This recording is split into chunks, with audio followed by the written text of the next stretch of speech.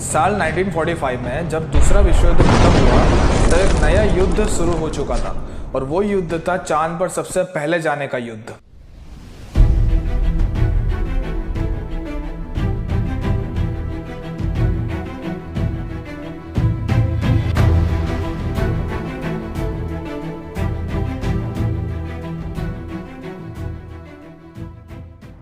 1950 के आखिरी दशक में ये रेस शुरू हो चुकी थी कि कौन सा देश चांद पर सबसे पहले पहुंचेगा। अमेरिका और सोवियत यूनियन जो कोल्ड वॉर में फंसे हुए थे, इन दोनों महाशक्तियों के बीच में साल 1958 में एक जंग शुरू हो गई कि दोनों में से चांद पर सबसे पहले कौन पहुंचेगा। साल 1959 में सोवियत यूनियन को पहली सफलता हाथ लगी और सोवियत यूनियन ने उनका लूनार मून मिशन को चांद की सरफेस पर सफलतापूर्वक लैंड करवाया था। साल 1966 में ज़ोंड 5 मिशन, जो कि एक सोवियत यूनियन का मिशन था, जिसके जरिए सोवियत यूनियन ने एक कछुए के जोड़े को चांद पर सफलतापूर्वक भेजा था और सही सलामत धरती पर उनकी वापसी भी करवाई थी।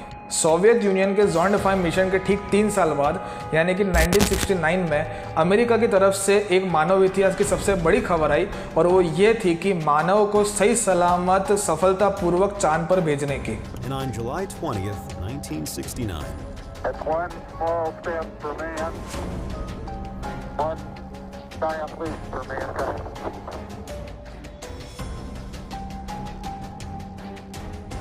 We choose to go to the moon. We choose to go to the moon.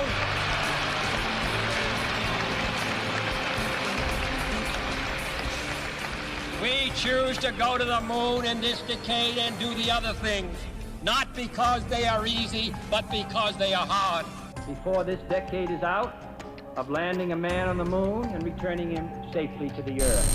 और जिस साल अमेरिका में मानव को चांद पर भेजा गया था यानी कि 1969 में, उसी साल हमारे भारत में ISRO यानी कि इसरो की स्थापना हुई थी।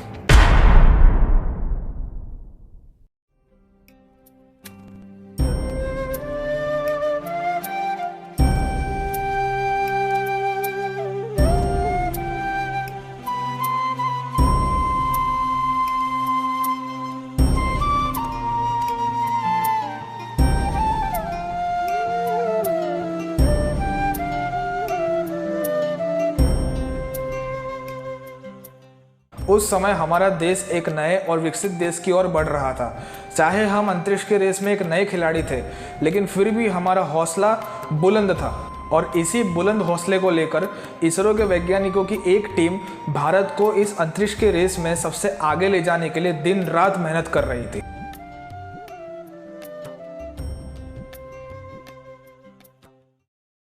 भारत के चांद तक पहुंचने के सपने की शुरुआत साल 1999 में हुई थी।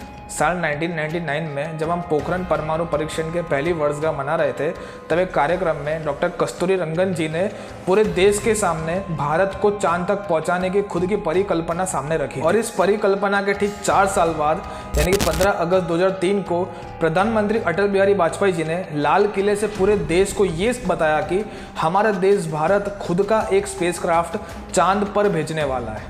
विज्ञान के क्षेत्र में भारत एक ऊंची उड़ान लेने के लिए तैयार है। मुझे ये बताने में बड़ी खुशी हो रही है कि सन 1908 से पहले भारत चंद्रमा पर अपना अंतरिक्ष यान भेजेगा। इसका नाम होगा चंद्रयान प्रथम। और इसी तरह चंद्रयान मिशन की शुरुआत होती है।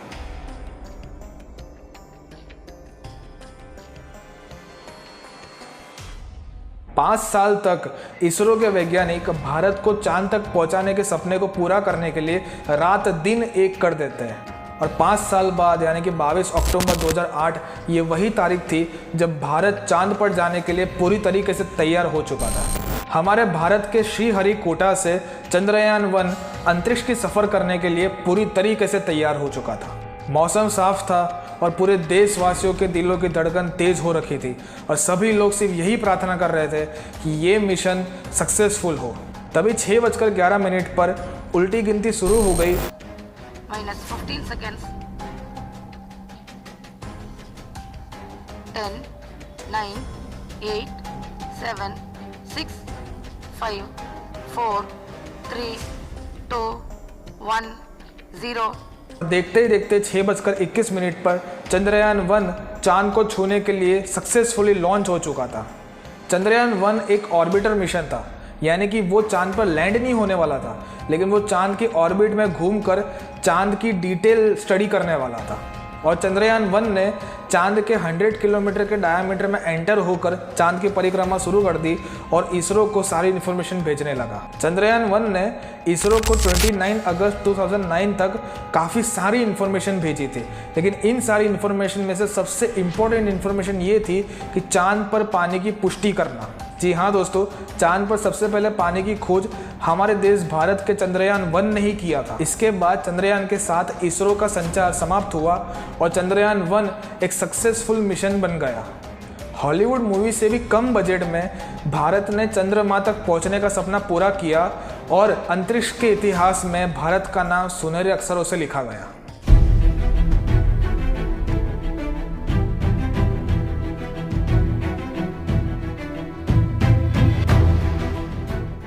चंद्रयान 1 की सफलता के बाद प्रधानमंत्री मनमोहन सिंह ने भारत के दूसरे मून मिशन यानी कि चंद्रयान 2 की घोषणा की, लेकिन चंद्रयान लॉन्च होता है 22 जुलाई 2019 को। 11 साल का वक्त भारत को आत्मनिर्भर बनने में लगा। चंद्रयान 2 का ये मिशन था कि उसे चांद के साउथ पोल पर सॉफ्ट लैंडिंग करनी थी। चांद के साउथ पोल पर सॉफ्ट लैंडिंग करने का मिशन भारत के लिए सबसे इंपॉर्टेंट मिशन था, क्योंकि जिस जगह चंद्रयान 2 लैंड होने वाला था उस जगह कोई भी देश ने अपना रोवर लैंड नहीं किया था। और इस मिशन में जो लॉन्चर इस्तेमाल होने वाला था वो भारत का खुद का बनाया हुआ था और इसका नाम था GSLV M3M1 लॉन्चर, और ये फुल्ली मेड इन इंडिया था। इस मिशन में एक लैंडर भी इस्तेमाल हुआ था और उस लैंडर का नाम था विक्रम लैंडर, जो विक्रम साराभाई के नाम पे रखा हुआ था, और वो लैंडर भी फुल्ली मेड इन इंडिया था। इस मिशन में विक्रम लैंडर के साथ साथ एक रोवर भी था जिसका नाम था प्रज्ञान रोवर। प्रज्ञान रोवर एक 6 व्हील रोबोटिक व्हीकल था जो कि चांद की सरफेस पर उतरने वाला था और चांद की मिट्टी की और वहाँ की एटमॉस्फेयर की इन डेप्थ टेस्टिंग करने वाला था। और ये जो प्रज्ञान रोवर था ये भी मेड इन इंडिया, यानी कि ये भी इंडिया में ही बना था। चंद्रयान 2 मिशन पूरी तरीके से मेड इन इंडिया मिशन था। 22 जुलाई 2019 में चंद्रयान 2 सफलतापूर्वक लॉन्च हो गया। 5, 4, 3, 2, 1, 0। समय आप अपने स्क्रीन पे देख रहे हैं 2 S-200 रॉकेट +5 सेकंड।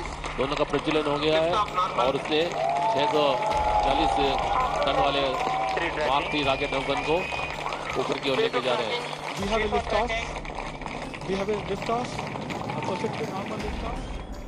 लॉन्च होने से लेकर मून के ऑर्बिट तक जाने में चंद्रयान 2 को कोई रुकावट या कोई भी परेशानी नहीं आई, लेकिन फिर एक ऐसी घटना घटी जिसने पूरे देश के लोगों की उम्मीद तोड़ दी थी। दरअसल चंद्रयान 2 चांद की सतह के 2.1 किलोमीटर तक सफलतापूर्वक पहुंच गया था, लेकिन 2.1 किलोमीटर तक जाने के बाद इसरो का संपर्क चंद्रयान 2 से टूट गया और उसके बाद चंद्रयान 2 का क्रैश लैंडिंग मून पर हो गया। descent was as planned and normal performance was observed up to an altitude of 2.1 kilometer. Subsequently, the communications from the lander to ground station was lost. The data is being analyzed.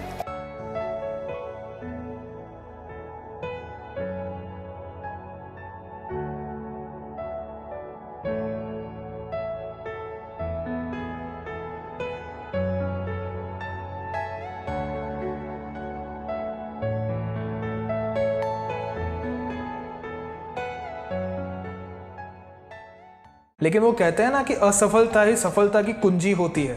अभी देखो हमारा जो Chandrayaan 2 mission था वो mission पूरी तरीके से fail नहीं हुआ था, क्योंकि उसका जो लैंडर था वो लैंडर सॉफ्ट लैंड होने से फेल ज़रूर हो गया, लेकिन उसका जो ऑर्बिटर था वो अभी भी चांद की परिक्रमा कर रहा था और इसरो को सारी इन्फॉर्मेशन दे रहा था। चंद्रयान 2 का लैंडर भले ही फेल हो गया हो, लेकिन हमारे इसरो के साइंटिस्ट का जो मनोबल और जो उनका हौसला था वो अभी भी बरकरार था और उसी मजबूत हौसले के साथ उन्होंने चंद्रयान 3 की तैयारी करना शुरू कर दिया।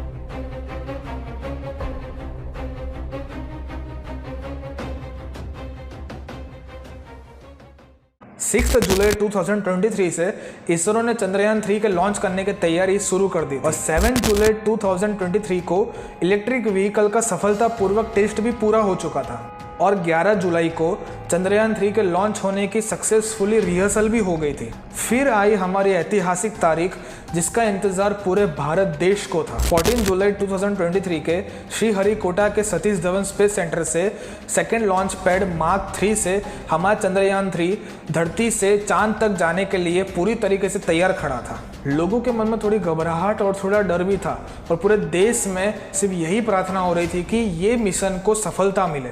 मौसम विभाग की तरफ से पूरी पुष्टि हो गई थी कि मौसम पूरी तरीके से साफ है और चंद्रयान 3 भी लॉन्च होने के लिए पूरी तरीके से तैयार खड़ा था। 14 जुलाई 2023 को दोपहर 2:25 पर एक उल्टा काउंटडाउन शुरू हुआ 7, 6, 5, 4, 3, 2, 1. और 2:35 पर चंद्रयान 3 हमारे भारत से चांद को छूने के लिए सक्सेसफुली लॉन्च हो चुका था। Liftoff normal. Here we have a majestic liftoff of LBM-3M4 rocket carrying India's prestigious Chandrayaan 3 spacecraft. 14 जुलाई को लॉन्च हुआ चंद्रयान 3 सफलतापूर्वक 5 अगस्त को मून की ऑर्बिट में एंटर हो गया था। लूनार ऑर्बिट में एंटर होने के बाद 17 अगस्त को सक्सेसफुली लूनार मॉड्यूल को प्रोपेलर मॉड्यूल से अलग कर दिया गया था और 20 अगस्त को चंद्रयान चंद्रमा के सरफेस के 25 किलोमीटर के रेंज में एंटर हो चुका था।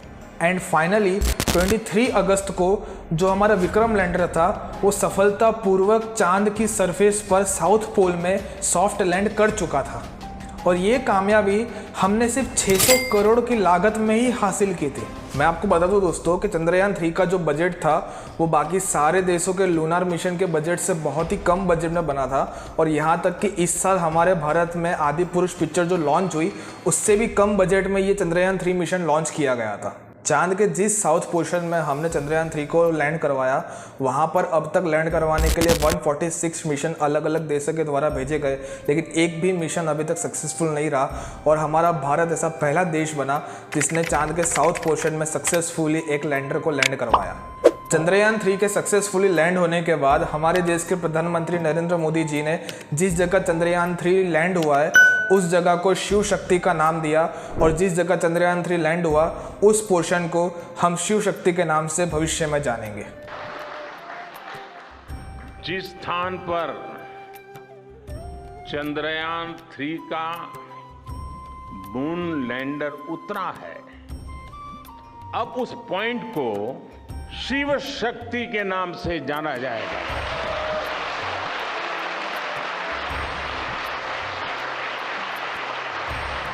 चंद्रयान 3 के मिशन की सफलता की आप सभी को बहुत बहुत बधाइयाँ और मेरी यही प्रार्थना रहेगी कि हमारा देश भारत ऐसी ही उन्नति प्राप्त करता रहे और ना कि विज्ञान के क्षेत्र में हर क्षेत्र में ऐसे ही आगे बढ़े।